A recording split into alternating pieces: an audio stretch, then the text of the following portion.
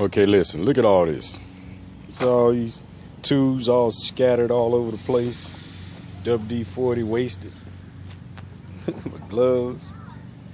All these tubes just to change this water pump on a 98 Dodge.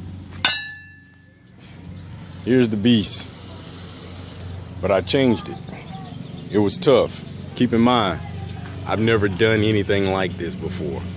All I know how to change are batteries, change the oil, stuff like that. Maybe an alternate, maybe. But it has to be free and clear, not all this stuff. But guess what, y'all? I knocked her out. Look at that. She pretty sitting back in there. Brand new water pump, thermostat, belt. I changed all of it. Did it myself without any experience. That little water right there, I filled this up with the water hose and it skeeted everywhere. Y'all should be proud of a brother. I did it. Saved myself $150 for labor. Now it's time to clean up.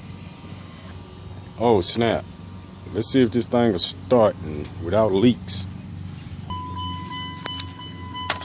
See if this thing start up and run without leaks. Shouldn't have none.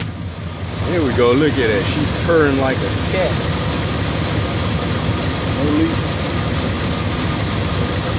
No leaks.